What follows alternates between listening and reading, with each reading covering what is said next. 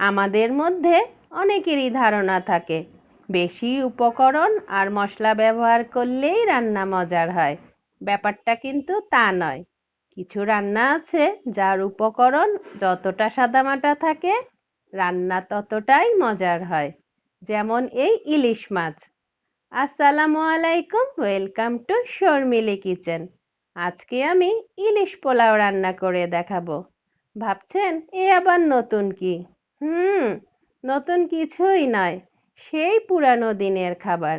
আজকে আমি আমার মায়ের রেসিপি অনুযায়ী রান্নাটা করব, যাতে নেই কোনো মশলার আধিক্য, কিন্তু এতে মিশে আছে পুরানো দিনের সেই সাদা মাটা অপূর্ব স্বাদ। আসলে ইলিশ মাছে বেশি মশলা ব্যবহার করলে ইলিশের আসল স্বাদ গন্ধ কিছুই খুঁজে পাওয়া যায় না।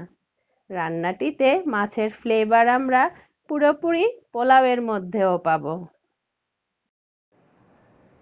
নিয়ে নিয়েছি ইলিশ মাছ, টক দই, মিষ্টি দই, আদা রসুন বাটা, লবণ, এলাচি, দারচিনি, পেঁয়াজ কুচি, পেঁয়াজের বেরেস্তা।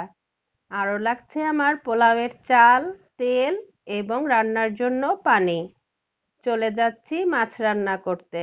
মাছগুলো আমি একটু লবণ দিয়ে মেখে নিয়েছি, তাহলে মাছগুলো রান্নার শেষ পর্যন্ত ভেঙে যাবে না। চুলায় তেল দিয়ে দিয়ে দিচ্ছি পেঁয়াজ কুচি। পেঁয়াজটা দিয়ে আমরা লবণ দিয়ে দেব, তাহলে পেঁয়াজটা খুব সুন্দর সফট হয়ে যাবে। পোলাওয়ের চালটা আমরা খুব সুন্দরভাবে ধুয়ে পানি ঝরিয়ে রাখবো। রান্নায় যখন আমি ইউজ করব দেখবেন একদম ঝরঝরে আছে, তাহলে আমাদের পোলাওটা খুব সুন্দর ঝরঝরে হবে। পানি থাকলে কিন্তু পোলাওটা রান্না ভালো হবে না। টক দই এবং মিষ্টি দই দুটাই একসঙ্গে ফেটিয়ে নিয়েছি। এটা দিয়েই মাছটা রান্না করব। দিয়ে দিচ্ছি আদা রসুন বাটা। দিয়ে মশলাটা ভালোভাবে কষিয়ে নেব। এ পর্যায়ে দিয়ে দেব ফেটিয়ে নেওয়া টক দই এবং মিষ্টি দই। এই যে দিয়ে দিচ্ছি ফেটিয়ে নেওয়া টক দই এবং মিষ্টি দই। দিয়ে মশলাটা ভালোভাবে কষিয়ে মাছটা রান্না করে নিচ্ছি। সুন্দর একটা কালারের জন্য দিয়ে দেব একটু শুকনা মরিচের গুঁড়া, তাহলে মাছ রান্নায় সুন্দর একটা কালার অ্যাড হবে। সেই কালারটাই আমরা পোলাওতেও পাবো, অর্থাৎ পোলাও রান্নাতেও সুন্দর একটা কালার আসবে। কিছু বেরেস্তা দিয়ে আমরা পোলাওটা রান্না করব, আর কিছুটা আমরা রান্নার শেষ অংশে ব্যবহার করব। এখন দিয়ে দিচ্ছি শুকনা মরিচের গুঁড়া। দিয়ে আমরা মাছগুলো ভালোভাবে রান্না করে নেব। মাছটা রান্না করে সেই গ্রেভি দিয়েই আমরা পোলাওটা রান্না করব। খুব সুন্দর একটা ফ্লেভার আসবে তাহলে পোলাওয়ের মধ্যে ইলিশ মাছের। এই যে মশলাটা আমার প্রায় কষানো হয়ে গিয়েছে, এখন দিয়ে দিচ্ছি লবণ মাখিয়ে রাখা মাছগুলো। মাছগুলো দিয়ে আমরা ঢেকে দেব, তাহলে মাছের ফ্লেভারটা মশলার মধ্যে খুব সুন্দর ছড়াবে। দিয়ে দিচ্ছি মাছগুলো, দিয়ে ঢেকে রান্না করে নেব। রান্না করে মাছগুলো তুলে নেব। এরকম মজার মজার রেসিপি পেতে চাইলে আমার চ্যানেলটিকে সাবস্ক্রাইব করে রাখতে পারেন।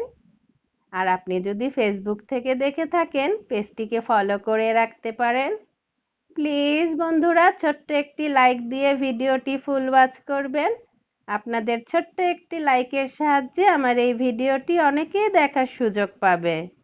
এই যে আমি মাছগুলো দিয়ে ঢেকে রেখেছি, এখন রান্না করে মাছগুলো তুলে নিচ্ছি।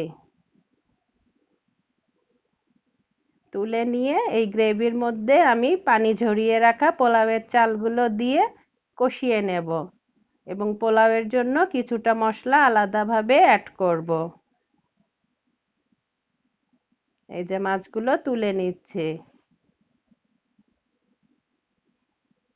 তুলে নিয়ে দিয়ে দিচ্ছি পানি ঝরিয়ে রাখা পোলাওয়ের চালগুলো।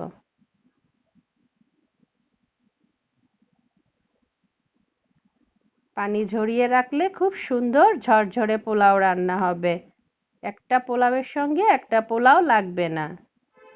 দিয়ে দিচ্ছি এখন পোলাওয়ের জন্য লবণ, এলাচি, দারচিনি, কাঁচামরিচ এবং আদা রসুন বাটা দিয়ে চালটা ভালোভাবে মশলার সঙ্গে ভেজে নেব। যত ভালোভাবে ভাজবো আমার পোলাওটা তত সুন্দর রান্না হবে। এই যে দিয়ে দিলাম একে একে কাঁচামরিচ এবং আদা রসুন বাটা দিয়ে চালটা ভালোভাবে কষিয়ে নেব। এই যে দেখুন একদম ঝরঝরে কিন্তু চালটা, একটুও পানি নেই। যত ভালোভাবে চালটা ভাজবো তত সুন্দর রান্না হবে। দিয়ে দিচ্ছি এ পর্যায়ে কিছু বেরেস্তা।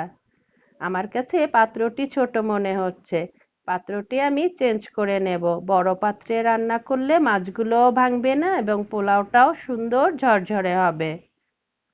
আমরা সাদা পোলাও যেভাবে রান্না করি সেভাবে এই পোলাওটা রান্না করে নেব, অর্থাৎ চালের ডবল পানি দিয়ে। দিয়ে দেব ফুটন্ত গরম পানি দিয়ে পোলাওটা পুরোপুরিভাবে রান্না করে নেব।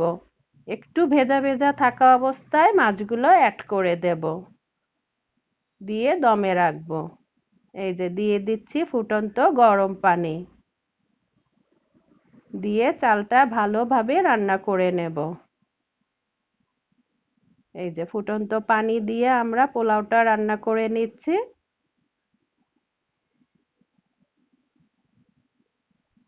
পোলাওটা আমার প্রায় হয়ে এসছে। একটু ভেজা ভেজা থাকা অবস্থায় আমরা মাছগুলো দিয়ে দেব। দিয়ে দেব কিছু উপর থেকে পেঁয়াজের বেরেস্তা। ইলিশ মাছ কিন্তু নিজেই রাজা, একে সাজানোর জন্য তেমন কিছুর প্রয়োজন পড়ে না। মাছগুলো দেওয়ার পরে 5 থেকে 7 মিনিটের জন্য দমে রাখলেই আমার রান্নাটি পরিবেশনের জন্য পুরোপুরিভাবে তৈরি। রেসিপিটি যদি কোনো অংশে ভালো লেগে যায়, আসছে বৈশাখে আপনিও তৈরি করে ফেলতে পারেন এরকম মজার একটি ইলিশ পোলাওয়ের রেসিপি। আজ আসি, আবারও চলে আসবো এরকম মজার কোনো নতুন রেসিপি নিয়ে। আপনারা সবাই ভালো থাকুন, সুস্থ থাকুন, আমার জন্য দোয়া করবেন। আল্লাহ হাফেজ। আসসালামু আলাইকুম।